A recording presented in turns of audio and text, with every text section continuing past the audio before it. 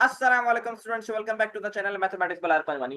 Digital stats math को आज continue करेंगे। लेक्चर नंबर 18 है और आज के हमारा टॉपिक है छोटे टॉपिक से इसको वाइंड अप करना है। तो हमारा सबसे पहला टॉपिक है पैरेलल और परपेंडिकुलर। तो basically parallel line with same, तो याद रहे पैरेलल लाइन के जो स्लोप्स होते हैं वो सेम होते हैं हमेशा, ठीक है। जिसको हम m1 is equal to m2 condition में पुट करते हैं, जैसे m1 और m2 बराबर है, दोनों लाइन के पैरेलल स्लोप दोनों बराबर होंगे। और परपेंडिकुलर में क्या होता है कि m1 multiply by m2 is equal to -1 के बराबर होता है, ठीक है।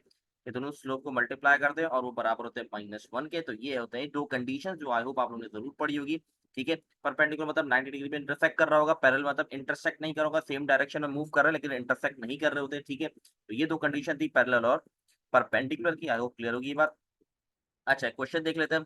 The line T and W are parallel in the XY plane. ये दो लाइन है जो पैरेलल है XY प्लेन के अंदर। The equation of T is 4x + 7y is equal to 14। The line W passes through 7, 6। What is the value of y intercept. अब last class अगर आपने गो थ्रू की लास्ट वीडियो तो बड़ी important थी। y is equal to mx plus c। ये हमारे पास equation होती है लाइन की।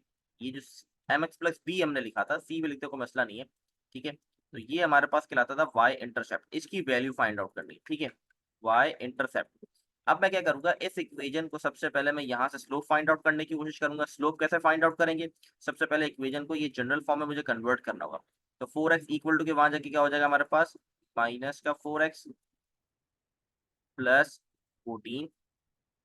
अब इक्वेशन के मुताबिक देखिए y के साथ कोई नंबर नहीं है तो 7 से डिवाइड कर दूंगा तो ये बन जाएगा y, ये हो जाएगा -4/zx। और 14 को जब 7 से डिवाइड करूंगा तो आ जाएगा 2। तो ये मेरे पास एक फॉर्म बन गई जिससे मैं स्लोप निकाल सकता हूँ। स्लोप अगर आप देखें यहाँ पर मेरे पास क्या बन रहा है, अगर मैं कंपेयर करूँ उससे, तो m की वैल्यू स्लोप आ गया -7/4 मेरे पास, ठीक है। अब मेरे पास एक स्लोप है, ठीक है, और पैरेलल लाइन है। पैरेलल लाइन का मतलब क्या है, दोनों लाइन का स्लोप सेम होगा। इसका मतलब m1 और m2 दोनों -4/7 ही होंगे। और लाइन पास किससे हो रही है, 7,6 से। मुझे निकालना है y इंटरसेप्ट। तो y is equal to mx plus c, ठीक है। यहाँ पर मैं पॉइंट्स पुट कर दूंगा सेकंड लाइन के। 6 बराबर है हमारा y के, तो यहाँ आ गया। स्लोप हम ऑलरेडी निकाल चुके हैं 4/7। और x की वैल्यू हमारे पास यहाँ पर 7 है, प्लस c। 7 से 7 कैंसल आउट हो गया, माइनस को 4 वहां जाके प्लस हो जाएगा, तो सी की वैल्यू या बी की वैल्यू, ठीक है, ताकि कंफ्यूजन ना हो, या बी में यूज कर रहा हूँ या सी भी यूज कर सकते हो, कोई मसला नहीं है, ठीक है। तो बी की वैल्यू हमारे पास आ जाएगी 10। तो ये आपका वाई इंटरसेप्ट आ गया, ठीक है। यही आपके क्वेश्चन में वैल्यू फाइंड आउट करना है। नेक्स्ट क्वेश्चन बड़ा इंटरेस्टिंग है। इस तरह के क्वेश्चन बहुत ज्यादा आते हैं। In x y plane the graph of the which of the following equation perpendicular to the graph of the equation above. Basically बताना है ये इक्वेशन किसके परपेंडिकुलर है, परपेंडिकुलर बताना है। परपेंडिकुलर में क्या था हमारे पास, अब देखते हैं। यहाँ पर सबसे पहले मैं इस इक्वेशन को क्या करूंगा, इस इक्वेशन का सबसे पहले मैं निकालूंगा स्लोप। स्लोप का फॉर्मूला इक्वेशन -a/b, ठीक है। एक ही तरीके का था, ठीक है। प्रीवियस क्वेश्चन भी इसी तरीके से कर सकते हैं, लेकिन समझाने के लिए मैंने पूरा मेथड सॉल्व कराया। प्रीवियस क्वेश्चन के अंदर भी स्लोप -a/b से निकाल सकते हैं, लेकिन एक प्रोसेस समझाने के लिए मैंने वो क्वेश्चन कराया, क्योंकि हम प्रीवियस वीडियो के अंदर ये फॉर्मूला सीख चुके हैं। अगर प्रीवियस वीडियो गो थ्रू नहीं की तो जरूर जाके देखें, डिस्क्रिप्शन में सारी वीडियोस के लिंक अवेलेबल हैं, ताकि आप सारे लेक्चर गो थ्रू करेंगे टाइम टू टाइम लाइन से, तो आपको चीजें क्लियर होंगी। तो -a/b बेसिकली फॉर्मूला होता है। तो यहाँ पर हमारे पास a बराबर है -4 के और b बराबर है 3 का, तो ये हो जाएगा 4/3, ठीक है। इसका मतलब इसका स्लोप मेरे पास आ गया 4/3। अब इसका स्लोप निकालते हैं। इसका स्लोप आ जाएगा मेरे पास -3/4, ठीक है। ये आ गया -3/4। इसका स्लोप निकालेंगे तो हमारे पास बन जाएगा 3/4 आ जाएगा, ठीक है। हम सारे स्लोप इसी तरह -a/b के फॉर्मूले से निकालेंगे, ठीक है। ये स्लोप आ जाएगा हमारे पास -4/3 और ये आ जाएगा 4/3। अब कौन सा करेक्ट आंसर है, कौन सी लाइन परपेंडिकुलर, इसकी कैसे पता चलेगा। देखिए इसका स्लोप है 4/3। अगर हमें चेक करना है कि कौन सी लाइन इसके परपेंडिकुलर है, तो इसके स्लोप को रेसिप्रोकल कर दो और इसकी साइन चेंज कर दो। 4/3 रेसिप्रोकल को क्या बन जाएगा 3/4, और दोनों पॉजिटिव है तो नेगेटिव साइन लगा दें। तो इसका मतलब जिसका स्लोप -3/4 आ रहा है वो इसके परपेंडिकुलर। तो -3/4 अगर आप देखें तो हमारे पास पहला ही ऑप्शन पे आ रहा है। तो ये आपका करेक्ट आंसर हो गया। आई होप ये वाली बात क्लियर होगी। बहुत आसान से क्वेश्चन थे। अच्छा जी, आगे मूव करते हैं। Next, which of the following is the graph of the line perpendicular to defined by the equation। Basically मैं बताना है वही चीज प्रीवियस क्वेश्चन किया था, बस यहाँ पे डिफरेंस किया। यहाँ पर आपको ग्राफ दे दिया गया, बताना है कौन सा ग्राफ मैच करता है। तो इसका स्लोप निकालते हैं, -a/b फॉर्मूला, ठीक है। तो स्लोप मेरे पास क्या आ जाएगा, -2/5, ठीक है। अब यहाँ पर अगर ग्राफ में देखें, यहाँ पर सब में एक पॉइंट गिवन है, दूसरा पॉइंट तो है नहीं। तो दूसरा पॉइंट हम खुद मैनेज कर सकते हैं। यहाँ पर शायद आपको नहीं दिखाई दे रहा हो, तो यहाँ मैं बता दूं, यहाँ पे पॉइंट लगा हुआ है, एक लाइन है, यू गुजर रही है, ठीक है। तो यहाँ पर जो इंटरसेक्ट कर रही है ये एक्स को, ठीक है, तो एक्स की वैल्यू यहाँ पर 1 है और वाई यहाँ पर 0 है। तो एक पॉइंट 1,0 हो गया और एक पॉइंट ऑलरेडी गिवन है 2,5। तो यहाँ पर मैं स्लोप निकाल सकता हूँ। स्लोप निकालने का फॉर्मूला में पता है, नहीं पता तो वापस revise I is equal to M is equal to y2 minus y1 divided by x2 minus x1। ये हम स्लोप निकालने का फॉर्मूला चेक पहले पढ़ चुके हैं। तो आपने क्या करना है, ये दो पॉइंट्स को पुट करके चेक करना है, क्योंकि परपेंडिकुलर की बात कर रहा है। तो फिर मैं क्या करूँ, परपेंडिकुलर का मतलब क्या है, इसका जो स्लोप है उसको रेसिप्रोकल कर दें और इसकी साइन चेंज, नेगेटिव था तो पॉजिटिव आ जाएगा, ठीक है। तो इसका मतलब जिसका स्लोप 5/2 आएगा। बाकी क्वेश्चन भी इसी तरह करने, एक पॉइंट यहाँ पर गिवन है और एक पॉइंट आप ये कंसिडर करेंगे जो कि है 1,0। सब पे 1,0 है। इस तरह यहाँ भी 1,0, यहाँ भी 1,0। आपने चारों के स्लोप फाइंड आउट करने हैं, जिसका स्लोप पॉजिटिव 5/2 आ जाएगा तो वो इसके परपेंडिकुलर होगा। ये क्वेश्चन मैं आप लोग के लिए लीव कर रहा हूँ, मैंने पूरा एक्सप्लेन कर दिया है। आप लोग इसको ट्राई करें और मुझे कमेंट में बताएं। अगर आपसे आंसर मैच नहीं करता आप बताएं, मैं सॉल्यूशन शेयर कर दूंगा, ठीक है। अच्छा जी, अब हमारा नेक्स्ट क्वेश्चन क्या है, टू इक्वेशन है हमारे पास। In the system the equation above g and h are constant if the system is infinite by solution what is the value of gh। तो बेसिकली क्या वैल्यू होगी gh की वो हम फाइंड आउट कर। अच्छा जी, तो यहाँ पर पास है कि g x minus h y is equal to 7/8 और 4x plus 3y is equal to 13। तो जी एच को मल्टीप्लाई, मतलब जी एच की वैल्यू निकालनी है, उनको मल्टीप्लाई करके देखना है। सिंपल मैं क्या करूंगा, इस इक्वेशन को मैं मल्टीप्लाई कर रहा हूँ 6 से क्यों मल्टीप्लाई कर रहा हूँ, देखिए 6 से मल्टीप्लाई करूंगा बन जाएगा 24x। ये हो जाएगा हमारे पास 18y और 6 13 से हो जाएगा 78। अगर अब मैं दोनों इक्वेशन को कंपेयर करूं, तो अगर दोनों इक्वेशन की आप राइट साइड देखिए सेम हो गई, जब राइट साइड सेम होगी तो मैं इसको कंपेयर कर सकता हूँ। इसके मतलब जी की वैल्यू हो गई आपकी 24 और एच की वैल्यू हमारे पास हो गई माइनस का 18, ठीक है।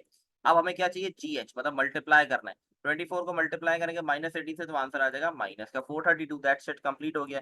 बहुत ही सिंपल सा क्वेश्चन था, ठीक है। आगे मूव करते हैं next, which of the following accurately represent the set of solution for the line.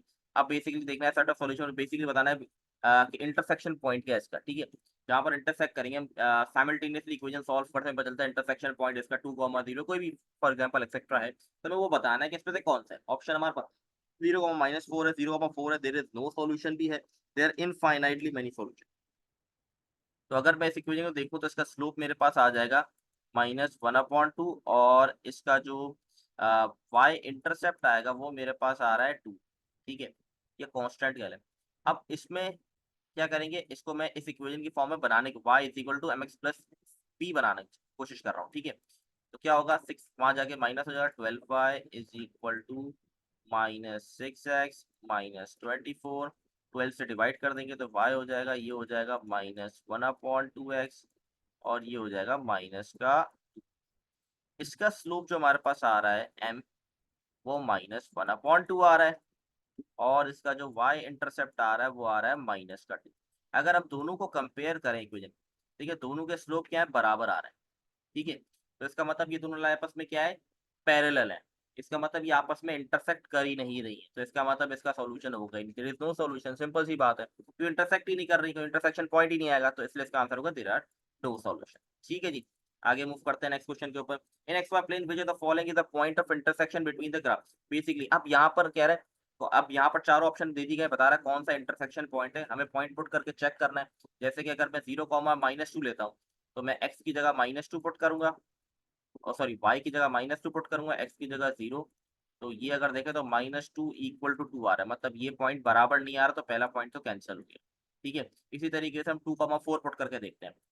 y की जगह 4 आ गया, x की जगह 2 आ गया, तो 2 + 2 क्या हो जाएगा 4, तो ये 4 इक्वल टू 4 आ गया, बिल्कुल सही मैच कर गया। लेकिन एक इक्वेशन से मैच हो जाए इसका मतलब ये नहीं कि ये करेक्ट आंसर है, हमें सेकंड इक्वेशन को भी चेक करना जरूरी है कि ये दोनों इक्वेशन को साइमल्टेनियस सॉल्व किया तभी हमारे पास इंटरसेक्शन पॉइंट आए।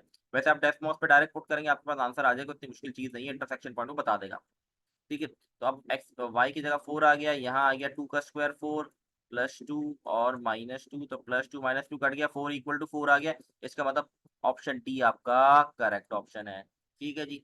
आगे बढ़ते हैं। अब हमारे पास इक्वेशन ऑफ पैराबोला आ गया, इसकी कुछ इंपॉर्टेंट स्टैंडर्ड फॉर्म है। इक्वेशन ऑफ पैराबोला बेसिकली क्या होता है, हमारे पास क्वाड्रेटिक फॉर्म जो होती है, क्वाड्रेटिक इक्वेशंस होती है, उसको जब हम ग्राफिकली बनाते हैं तो वो बेसिकली शेप जो होता है उसका वो पैराबोलिक शेप होता है, ठीक है। The standard form of parabolic equation होती है y is equal to ax square plus bx plus c ठीक है। In the standard form of equation the value of A tell whether the parabola open upward और downward. A की जो value बताती है मैं अपवर्ड हो रही है downward. If A is positive the parabola open upward. ये इस तरीके से शेप बनता है इसका, ठीक है। अपवर्ड कब कहते हैं इसको, ठीक है। अगर ये बी ए नेगेटिव होता है तो ये डाउनवर्ड इस तरह शेप बनता है, ठीक है। ये दोनों शेप आई होप क्लियर होगी, ये बात बहुत आसान सी चीजें थी, ये आपने याद रखनी है। अब इसके अंदर कुछ चीजें आ जाती है। The factor form of parabola equation ये होती है, याद जरूर रखें, ठीक है। यहाँ पे जो in the factor form R1 R2 are the root of X intercept of the parabola. तो ये रूट्स हैं जो इसके आंसर, रूट्स क्या होते हैं, आंसर्स बेसिकली, इसको हम यहाँ पे रखते हैं, ठीक है। तो ये हमारे पास चीजें आप लोगों को क्लियर होनी चाहिए, ठीक है। अब ये भी एक important word, vector vertex form of parabolic equation ये होती है y is equal to a x minus h और गेट h के यहाँ पर आपके पास सेंटर पॉइंट होते हैं, ठीक है। वर्टेक्स इसको कहते हैं हमारे पास, ठीक है। The vertex form the value of a tells indicate which way the parabola open. The most useful feature of vertex form is that it show the vertex of the parabola which is minimum value of y। तो basically बताया minimum value of y होती है when a is bigger than 0, जब a बड़ा होता है 0 तो minimum value होती है। और the maximum value of y when a is lesser than 0, जब a लेसर देन 0 होता है तो मैक्सिमम वैल्यू होती है। When the equation is not in vertex form you have to do same work to find the vertex, ठीक है। अगर vertex form में नहीं तो वर्टेक्स फॉर्म में इसको बनाए ताकि आपके लिए काम आसान हो जाए, सिंपल सी बात है, ठीक है। अब बेसिकली ये है the function g is defined by gx is equal to minus X square plus 4x plus 12 for what value of x does gx reach its maximum value. तो मैक्सिमम वैल्यू पता करनी तो सबसे पहले मुझे इस फॉर्म में बनाना पड़ेगा, ठीक है। ये बहुत इंपॉर्टेंट है। तो यहाँ पर अगर मैं देखूँ तो यहाँ पर मुझे फॉर्मूला क्रिएट करना पड़ेगा, ठीक है। यहाँ पर लिखा है minus X square plus 4x plus का 12, ठीक है। ये क्वेश्चन है मेरे पास। अब मुझे इसको इस फॉर्म में बनाना है, ठीक है। इसका मतलब मुझे फॉर्मूला क्लोज करना है। तो यहाँ पर मैं क्या कर सकता हूँ, माइनस को कॉमन ले सकता हूँ सबसे पहले, ठीक है। तो ये मेरे पास बन जाएगा x square minus 4x minus 12, ठीक है। अब यहाँ पर फॉर्मूला जो है वो एक्यूरेटली बन नहीं पा रहा है, ठीक है। तो यहाँ पर हमने कंप्लीटिंग स्क्वायर मेथड आप लोगों ने सबने पढ़ा हुआ है, उसको अप्लाई करके इसको फॉर्मूला अप्लाई करेंगे, ठीक है। तो किस तरीके से करेंगे यहाँ पर देख लेते हैं। यहाँ पे आ जाएगा एक्स स्क्वायर माइनस 4x, ठीक है। तो प्लस का 4 और माइनस का 4 हम ऐड करा देंगे, ठीक है। तो ये जो है ये मेरा फॉर्मूले का पार्ट बन गया, ठीक है। इसको मैं क्लोज कर दूंगा, एक्स माइनस 2 का होल स्क्वायर बन गया और ये हो गया माइनस का 16, ये ब्रैकेट्स में है, ठीक है। जब माइनस 16 अंदर मल्टीप्लाई माइनस अंदर जाके मल्टीप्लाई होगा तो बन जाएगा एक्स माइनस 2 का होल स्क्वायर प्लस 16। ये मेरे पास इक्वेशन बन चुकी है, ठीक है। अब यहाँ पर मैक्सिमम मिनिमम कैसे पता करेंगे, गौर समझिएगा। यहाँ पर अगर मैं मैच करूँ एच और के, बेसिकली क्या वर्टेक्स से मेरे, यही मुझे मैक्सिमम मिनिमम बताएंगे, ठीक है। एच की वैल्यू अगर मैं इससे कंपेयर करूँ तो यहाँ पर एच की वैल्यू क्या आ रही है, 2 आ रही है, तो एच बराबर हो गया 2 के।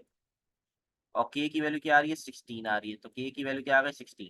तो ये मेरे वर्टेक्स है, ये मुझे बताएंगे मिनिमम मैक्सिमम कहाँ तक रीच होगी। तो इसमें सबसे बिगर वैल्यू क्या मैक्सिमम 16 है, तो इसका आंसर जो होगा 16 होगा, ठीक है जी। आई होप आप लोगों को ये कॉन्सेप्ट क्लियर होंगे। नेक्स्ट वीडियो के अंदर हम सर्कल के टॉपिक को मूव ऑन करेंगे, इसके बाद हमारे 3 मॉड्यूल कंप्लीट हो जाएंगे अल्हम्दुलिल्लाह से। आई होप चीजें क्लियर है। अगर कोई क्वेश्चन है जो आपसे नहीं हो रहा हो, आपने किसी बुक से ट्राई किया हो, कहीं भी चीज कहीं से भी ट्राई किया हो, अगर आपसे सॉल्व नहीं हो रहा है तो आप लोग कमेंट में वो शेयर कर सकते हैं, मैं इंशाल्लाह उसका सॉल्यूशन शेयर कर दूंगा। और आपको इस वीडियो से रिलेटेड कोई भी इशू है तो वो भी बता सकते हैं कि आपको कोई सवाल समझ नहीं आया हो, ठीक है। I hope everything is clear. इंशाल्लाह नेक्स्ट वीडियो में हम सर्कल को गो थ्रू करेंगे, तब तक के लिए अल्लाह हाफिज़।